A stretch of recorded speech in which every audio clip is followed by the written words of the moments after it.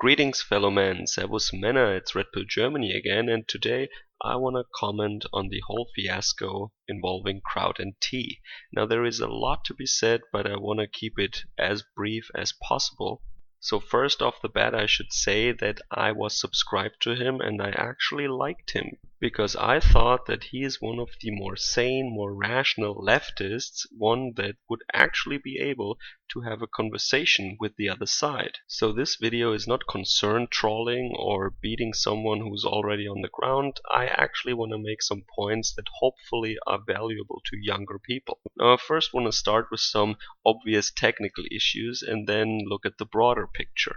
Now the obvious thing, of course, is, and many people said that before, that he was not himself a scientist while actually arguing about very complicated, very advanced scientific issues. And while that is not a problem in itself, it becomes a practical problem when you have to be briefed by an inner circle of science students about every little point you want to make. It just becomes unpractical when you yourself don't know anything about basic science and these scientists have to tell you everything. I cannot even imagine how that practically worked on this little server that he had.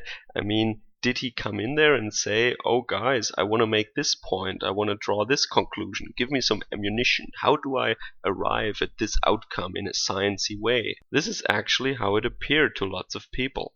So it would have been better if an actual scientist had made these videos, not as an argument from authority kind of thing, but more out of practicality. And the other problem is that many of these scientists he apparently had on his little team, maybe one could call them grad students against racism, are of course very young people. And this is the problem with young scientists. They think they're really, really bright, while they're really, really not.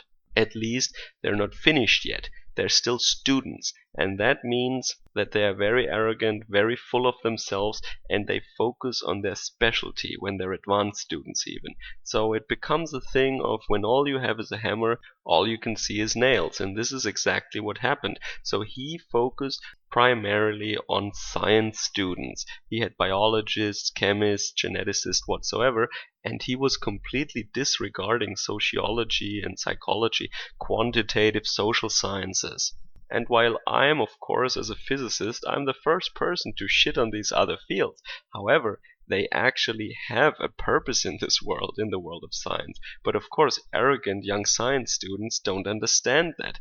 And the other problem is also that he comes from a group that used to criticize religious people and make fun of SJWs. And where do you find these SJWs primarily? Of course, in the liberal arts and sociology departments all around the world. And just because most of these people are complete morons these days doesn't mean that the sciences that they come from don't have a legitimate place in the world of science or in the world of knowledge. So he actually committed a grave mistake here, a mistake that a young person makes, or a person who is used to the fact that science or the hard sciences, I should say, like physics and chemistry and quantitative biology or molecular biology, is the ultimate tool here. I know actually more quantitative sociologists than I would like, and I can tell you they have clear, precise scientific methods to disentangle nature from nurture. You don't need to find genes in order to do that. That is very straightforward. And of course, even 5-year-old kids nowadays say, correlation doesn't mean causation. However, quantitative social scientists, they know how to disentangle that. They know how to set up their data sets correctly and how to use statistical methods that let you actually draw conclusions beyond mere correlations. That is their bread and butter. But maybe atheists and anti-SJWs don't realize that because they think everyone from his sociology department is a crazy SJW. When in fact a lot of people know actually much more mathematics and precise techniques than a biologist. So in the next point I want to stress and also shed light on from a different angle is the fact that Kraut must be very young. So I think he's like 22 or 23, I don't know, this is just my feeling. He seems like a very young guy. And when I was 18, for example, I was also pretty full of myself, pretty arrogant. I thought I was smarter than I actually was. And there is a reason why he is referred to as Dunning-Kruger kid. He is actually not as smart as he thinks, and thus he is overestimating his cognitive abilities, overestimating his brilliance, his intelligence, his ability to understand and evaluate complex issues. Just look at young science students, for example. They think they're Albert Einstein, and actually they have still a lot to learn. And dealing with reality humbles you. Doesn't matter if you're a mechanic, a farmer, or a natural scientist working in a research lab. Dealing with reality has a humbling effect on these young men, and when they're 30, 35, talk to postdocs, talk to researchers, talk to younger professors or middle-aged professors. They are normally more humble and have a much bigger respect for science and our material reality, our cosmos, than these young students who think that everything is so logical and they understand everything right away. But it might also have been a little bit the case that he was just hanging out too much with people who are not that bright. So when you're the smartest kid in the room all the time, you actually begin to disrespect and underestimate people in general, because your experience tells you that you are always right and you're the smartest kid. And this really becomes a problem when you encounter people who are as smart as you, or even worse, much smarter than you. And this happened in this case, obviously. So when you're up against people who are not only twice as smart, but maybe 10 times as smart and knowledgeable as you are, but you treat them like the dude bras and the dummies you have been hanging out with thus far, it actually becomes a problem. And we could see how that looks like.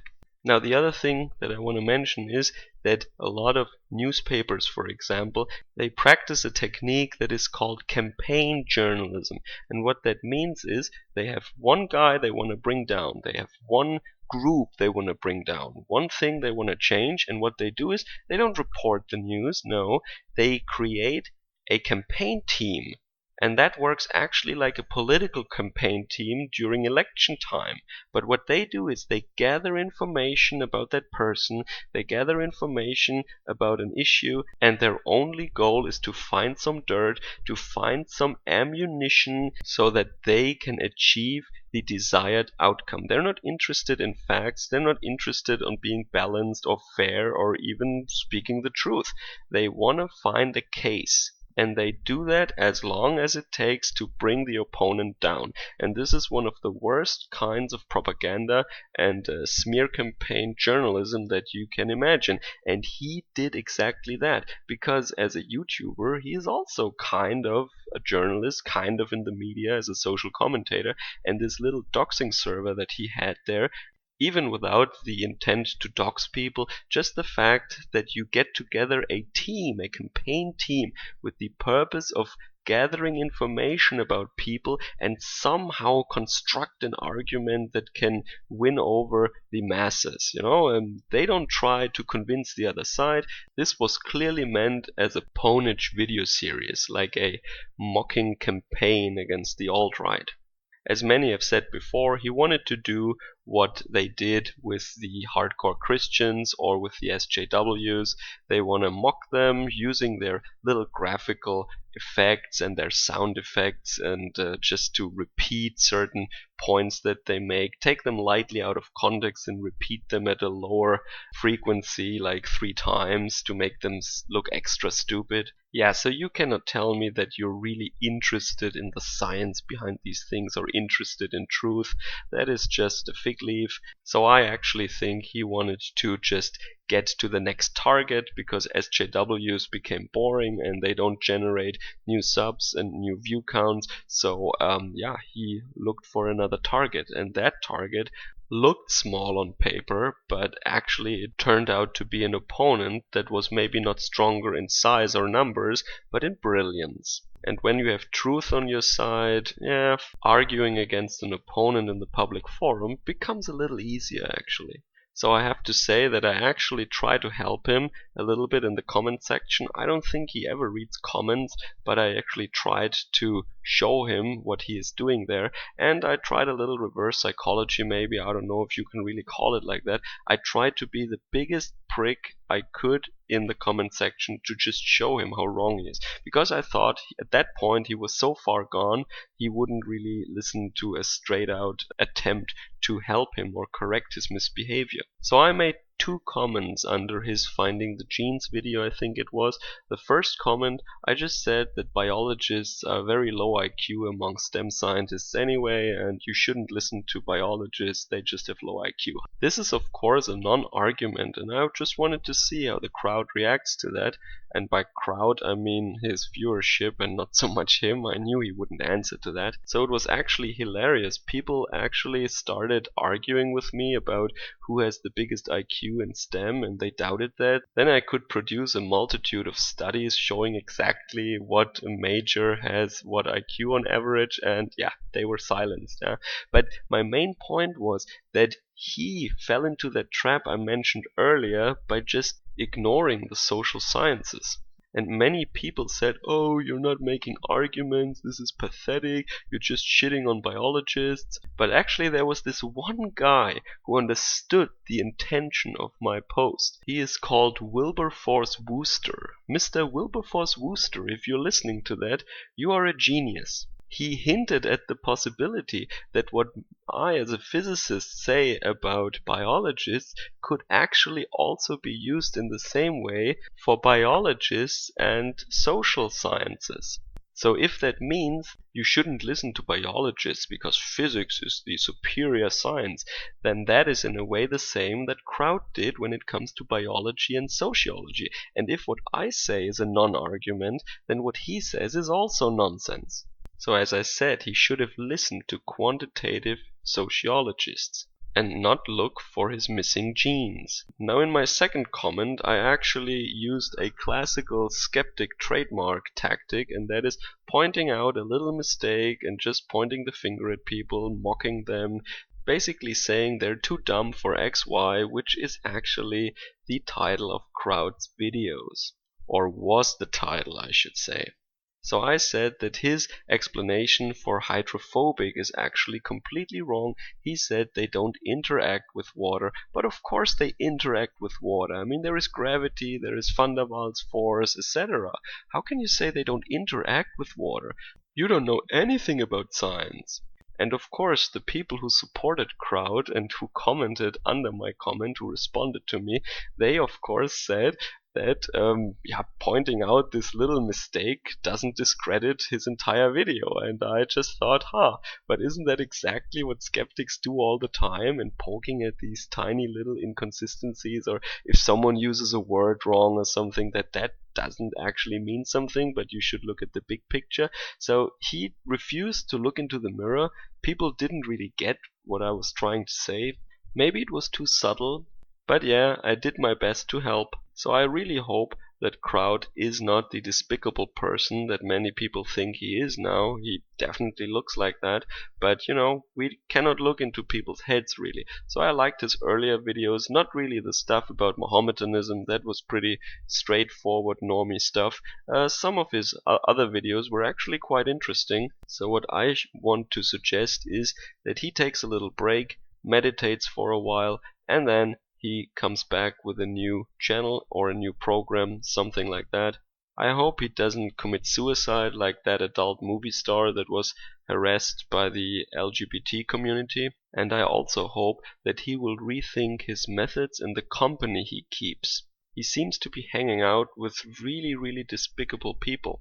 And the methods that he used are really reprehensible. Going after people's livelihood, after people's jobs, their careers, their good names, their families, that is stuff that Antifa does normally. And if people on the right do that, I also call them out, and I want nothing to do with these people. Now in Germany, for example, in Leipzig, they burned down a house belonging to the family of a right-winged identitarian activist. A peaceful activist, by the way. It is very likely that Antifa or Antifa-like groups are to blame for this crime. And this is exactly what happens when these losers post people's home addresses on Antifa forums saying, he's a Nazi, he's a right-wing guy, get him. And I really hope that that was not what Kraut had in mind when he was gathering information. If what has been revealed so far is actually true, it actually looks like Antifa methods to me, I have to say. So for the young people out there who had to witness this whole debacle, I have to say, learn from these mistakes that this young man made. Even when you think that you're the smartest kid in the room, don't act on it right away. Be humble, listen to people first, and don't assume that everybody else is just a moron. That is generally never a good approach, even when you're right. And of course, this very dark path of revenge and hatred that Kraut went down is something that will only hurt yourself in the end. So these are my 2 cents on the Kraut and Tea affair, and things like these are the reason why I want nothing to do with the skeptic community, and why I only interact with chosen people that I respectfully have discussions with or talks with without conspiring on live hangouts or on secret servers, but just, have an exchange of ideas via Skype or something, and that's it. This whole cabal and posse forming is really nothing for me, and I was once again reminded why that is. Enjoy the rest of your day. Servus, Kameraden.